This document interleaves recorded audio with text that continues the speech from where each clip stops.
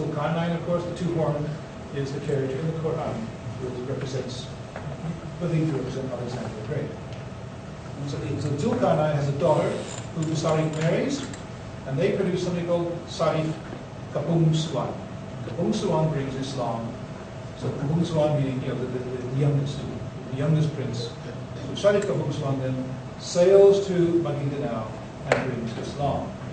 Now, there's a very little detail in this legend about Sarif Kabung Suan. It says they came down to the river came Manumbali, the daughter of Salanga, with 7 men to fish.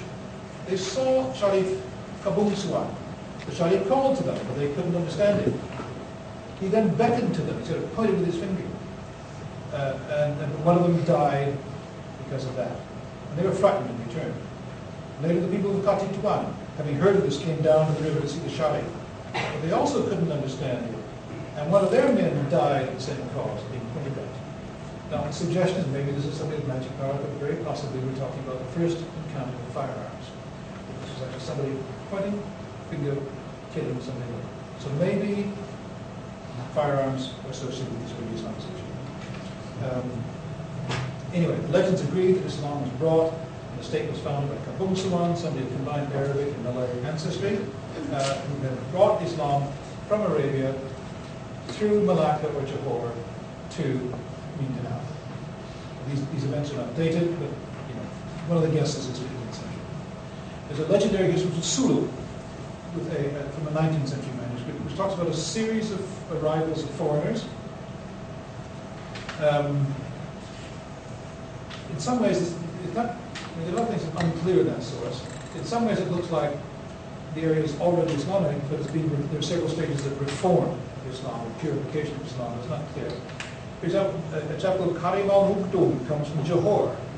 He came across the sea in an iron pot. Okay, so iron pots don't fit very well, so we know this is legendary.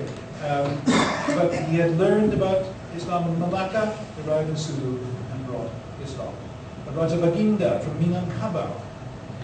Another was a messenger from the Raja of Jawa. Now, there's a problem about this, the Raja of Jawa, because the term Jawa, we know, was also used for Sumatra, just to make life complicated.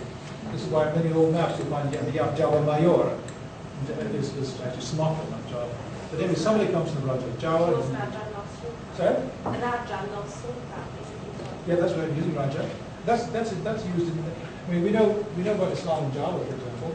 The Javanese did not use the title Sultan. Sultan Agil was the first king in the 1640s to use the title Sultan in Java. So that title comes very late in some areas.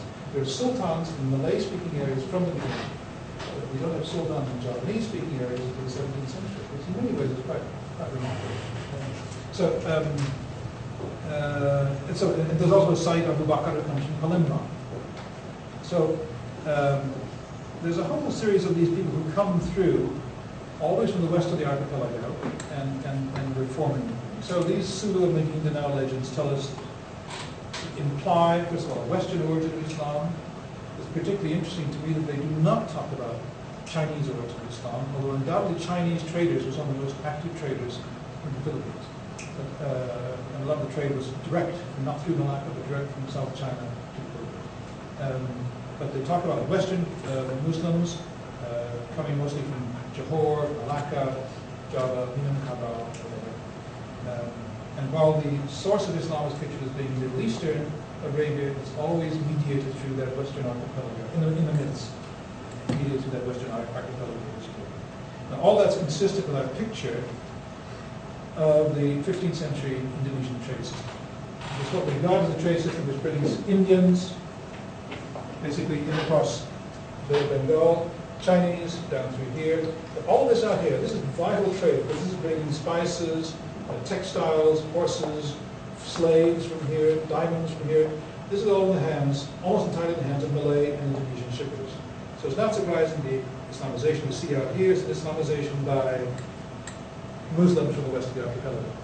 Indonesians, bringing Islam to the eastern end of the whole archipelago system.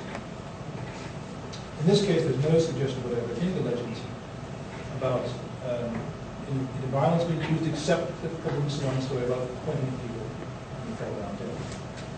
Now, by the time we get to the 16th century, we begin to see sultans. Well, the 17th century, we begin to see sultans in the south of so developed Islamic states, led by sultans. And by that time, of course, they are going to war against the Spanish. Like it always struck me, one of the great, we have a world, it is a sort of world map, one of the great ironies of history.